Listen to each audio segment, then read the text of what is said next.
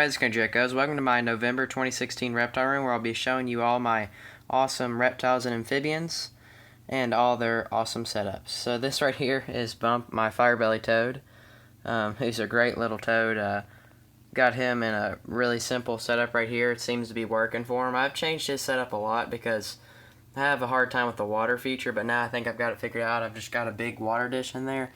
That's where he spends most of his time. I've got a couple of hides, some leaves, pothos, so he seems to be doing really well in that tank. He's eating every time I feed him or offer him food, so that's a good thing. So he's a really pretty little frog. As you can tell, he's got a bright orange stomach.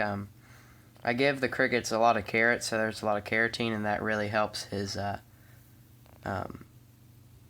orange stomach. So he's a nice little frog. I mean toad. Get them mixed up.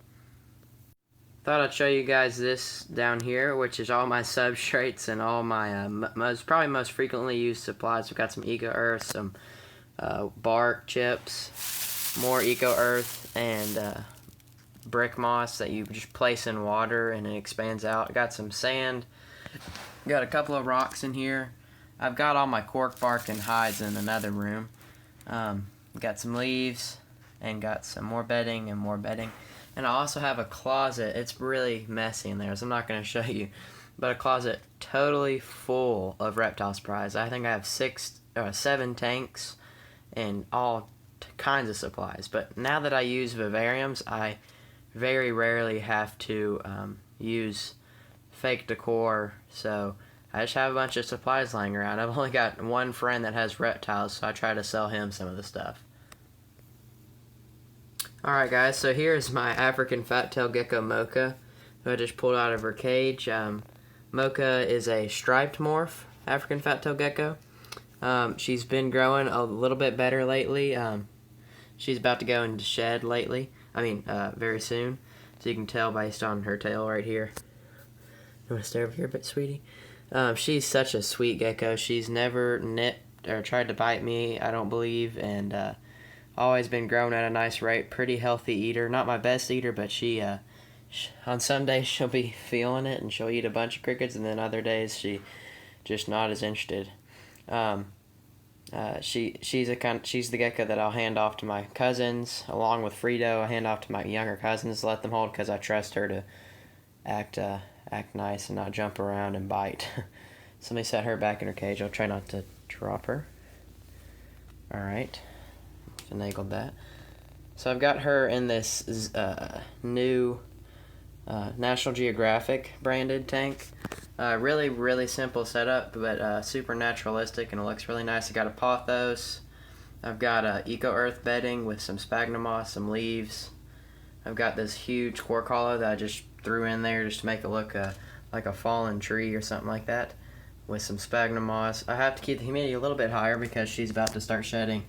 And also African fat-tailed geckos also do like a little bit more humidity. That's where she hangs out most of the time. Her heat pad's right back there. So yeah, she's got it made. Alright everybody, here is my extreme harlequin crest gecko Frito. See, I'm trying to get the camera to focus on. There we go. As you can tell, she's slightly fired up right now. I just woke her up from a nap, I think. She was chilling out between Sansevieria leaves. Those are really great plants for crest geckos and Rhactodactylus or arboreal geckos. Got her in this pretty nice looking 12 by 12 by 20 acrylic tank with a whole lot of foliage and Reptile ledge and a couple of hollows for her to hide in. Stays real humid in there, about 70% last time I checked, and I've got some live moss growing in there, so it's a really nice habitat for her. She's been eating and maintaining a healthy she's been varying between like 57 and 60 grams, so that's a great thing. There she goes. I think it's amazing how they can climb up vertical surfaces. Kind of something I always wish I could do. You might have just been able to hear her squeak right there. Geckos are the only reptiles, I believe, that are able to vocalize. They can make chirps and squeaks and barks and all kinds of little noises. You might have heard her again. My lychee gecko is the most vocal out of any of mine. But she's a beautiful, awesome little gecko. Send her back in here.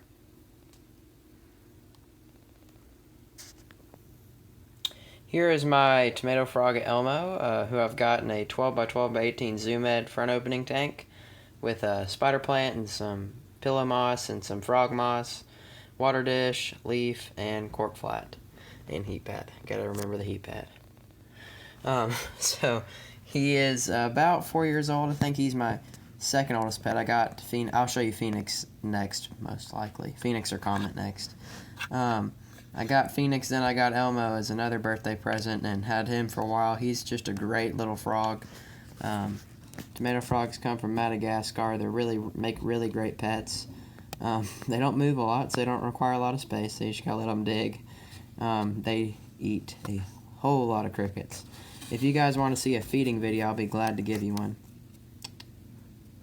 I'll be glad to put out a feeding video for you guys. If you're interested, go ahead and comment below. So yeah, there's Elmo, my tomato frog. So here's my red stripe Gargoyle Gecko Comet.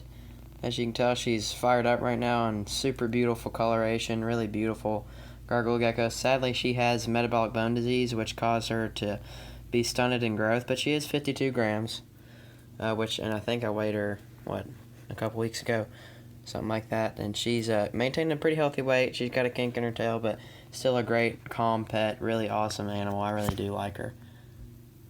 See if I can, oh, that's a really pretty shot. Snap a picture of that. Gecko eyes are just so cool. Nothing better than that. Got her in a, let's see if I can finagle that back in there. Yeah, I'll fix that in a second. Got her in a simple little 12 by 12 by 18 Exoterra tank. Got a great stuffed background, ivy growing right here. Really basic setup. She doesn't even get in the core collar. She simply gets behind it, because when I put it together, this will form like a cave back there, and that's where she hangs out most of the time. Alright guys, this is my Leopard Gecko Phoenix. Sorry for the bad cinematography, but he refuses to come out of this cave, so I'm just going to give you a little flashlight shot, because those always look so good. Maybe he will. But I'm trying to hold back a sneeze. This is one of his favorite hides. Here he comes towards the light. Come to the light. Don't get stuck. Yeah, that's what geckos like. They like to feel really entrapped and really kind of stuck together. They like really tiny little getaways and hideaways. And Phoenix is just like all the rest of the geckos. He's just a normal leopard gecko, no special morph, but he's still a really great gecko. Super calm. Got him in this nice looking, I don't know the dimensions, sorry, but it's an Exoterra tank. It's really nice. Got several hides in here for him. He seems to really like it. Got the heat pad under there, moss for humidity, and water dish. Just super simple setup. Looks really nice. Not too elaborate. It's not a vivarium. But there he is right there. He's a great eater. He's, 89 grams, 85 to 90 grams right now. So yeah, super, super cool. Gecko eye.